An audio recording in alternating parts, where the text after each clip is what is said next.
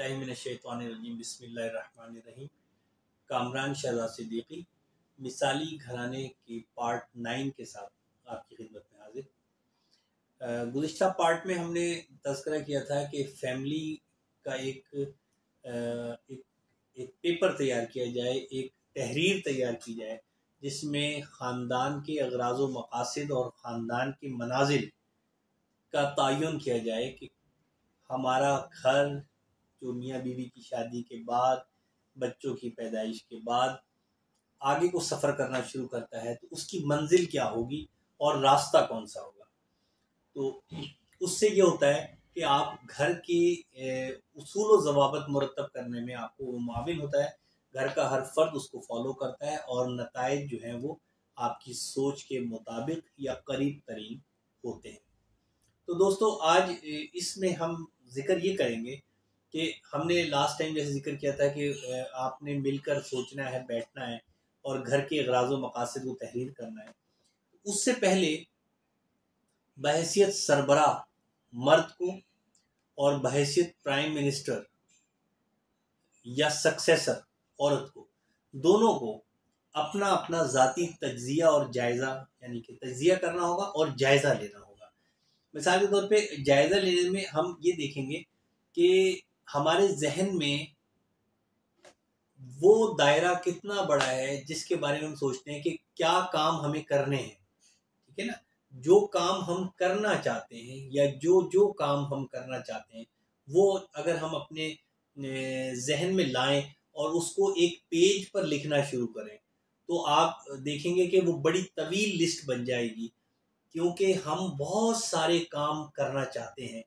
हम ज़िंदगी कामयाब तरीके से गुजारना चाहते हैं, हम एक कामयाब बेटा बनना चाहते हैं, हम एक कामयाब मर्द बनना चाहते हैं या हम एक कामयाब औरत बनना चाहते हैं, फिर हम एक कामयाब शौहर और बीवी बनना चाहते हैं, हम एक कामयाब बिजनेसमैन बनना चाहते हैं, या अगर हम एम्प्लॉय हैं तो हम एक कामयाब मैनेजर या एम्प्लॉय बनना चाहते हैं। क्रिकेटर हैं, कोई स्पोर्ट्समैन है तो हम एक कामयाब स्पोर्ट्समैन बनना चाहते हैं, कामयाब पॉलिटिशियन बनना चाहते हैं, या हम जिंदगी के किसी भी हिस्से में अपने आप को बहुत आगे तक देख रहे होते हैं कि ये भी मैं कर सकता हूँ, ये भी मैं कर सकता हूँ, मुझे ये भी करना चाहिए, ये भी करना चाहिए, ये भी करना चाहिए। तो वो लिस्ट अगर हम बनाएं तो एक बड़ी तवील लिस्ट बन जाती है कि जो काम हम करना चाहते हैं। तो उसके बाद अगर हम एक और लिस्ट बनाएं जिसमें हम अपने बिहेवियर और अपने तर्ज अमल को सामने रखते हुए देखें कि वो काम जो हम कर सकते हैं, यानी एक तो वो ख्वाहिशात हैं कि जो हम करना चाहते हैं, तो ख्वाहिशात हम देखेंगे कि बड़ी तवील एक फहरिस्त बन जाएगी उन कामों की या उन खुसूसियात और खूबियों की जो हम अपने अंदर चाहते हैं कि हो और जो काम हम करना चाहते हैं।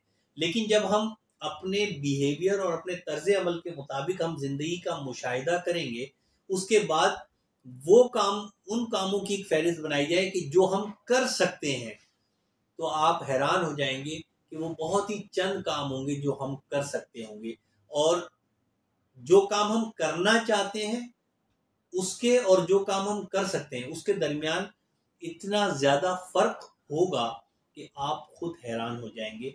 और उसकी वजह यह है कि हमारी सोच और हमारे तर्ज अमल में फ़र्क होता है। यानी हम सोचते बड़े वसी कैनवस में हैं, लेकिन हमारा जो प्रैक्टिकल एटीट्यूड है, जो हमारा बर्ताव और रवैया होता है दोस्तों के साथ, वो बड़ा शॉर्ट होता है, बड़ा कलील और मुख्तसर होता है। लिहाजा हम लिमिटेड हो जाते हैं, मिनिमाइज हो जाते हैं। यानी सोच के हिसाब से हम मैक्सिमाइज होते हैं, लेकिन प्रैक्टिकली हम मिनिमाइज हो जाते हैं। और ये तकरीबन 95% लोगों का यही एक अलमिया है, यही एक फ्लॉप होने की वजह है, नाकामी की असल वजह यही है कि हम अपने तर्ज अमल पर तवज्जो नहीं देते, हम बाकी सारी दुनिया पे तवज्जो देते हैं। अब मैं आपको बताऊं कि इस तर्ज अमल पर तवज्जो देने के लिए हमें जो सबसे पहला काम करना होगा, यानी खुद अपने, अगर मैं हस्बैंड हूं तो बीइंग अ हस्बैंड, और अगर मैं वाइफ हूं तो फिर बीइंग अ वाइफ, कि मुझे जो है एक जिम्मेदार शख्स बनना है। कामयाबी के सफ़र को तय करने के लिए इब्तदा में मुझे एक ज़िम्मेदार फ़र्द बनना है, ज़िम्मेदार शौहर, ज़िम्मेदार बीवी। अगर हम ज़िम्मेदार शौहर और ज़िम्मेदार बीवी बन जाएंगे तो यकीन कीजिए कि हम ज़िम्मेदार बाप भी होंगे और ज़िम्मेदार माँ भी होंगे, ज़िम्मेदार भाई भी होंगे और ज़िम्मेदार बहन भी होंगे, ज़िम्मेदार फ़र्द भी होंगे शहर के और ज़िम्मेदार सरबराह भी होंगे किसी मुल्क के। तो ज़िम्मेदारी की पहली अलामत क्या है? ज़िम्मेदारी की पहली अलामत ये है कि जो शख्स अपने रद्द अमल के इंतखाब की अहलियत रखता हो वो ज़िम्मेदार कहलाएगा।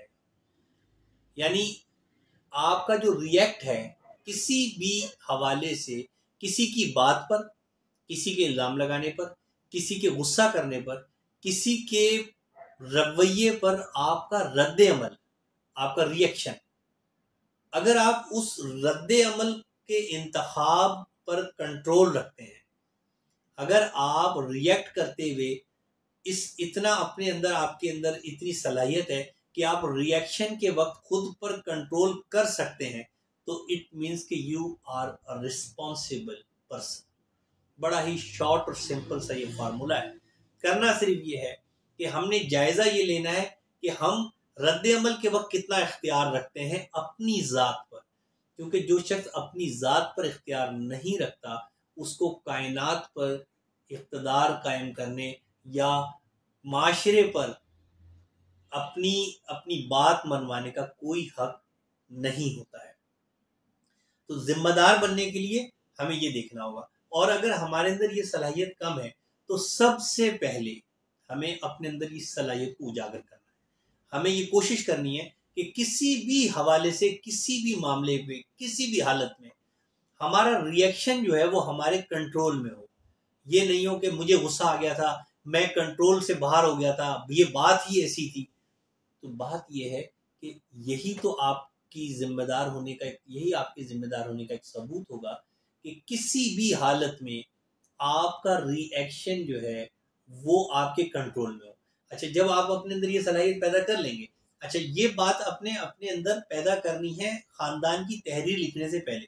क्यों कि देखें, तहरीर लिखते हुए भी जब हम सब बैठेंगे, मियाँ बीवी बैठे, उसमें बच्चे भी बैठे, तो हमें यही एक दिमाग में फितूर रहेगा कि मैं बाप हूँ, जो मतलब मैं बोल रहा हूँ वही बात लिखी जानी चाहिए। या माँ को ये हो कि चूंकि मैं घर की मलका हूँ लिहाजा जो बात कह रही हूँ मैं वही सही है, शौहर की बात भी सही नहीं है, बच्चों की भी सही नहीं है। तो यही वो तर्ज अमल होगा जहाँ से घर की तहरीर ही गलत से चली जाएगी।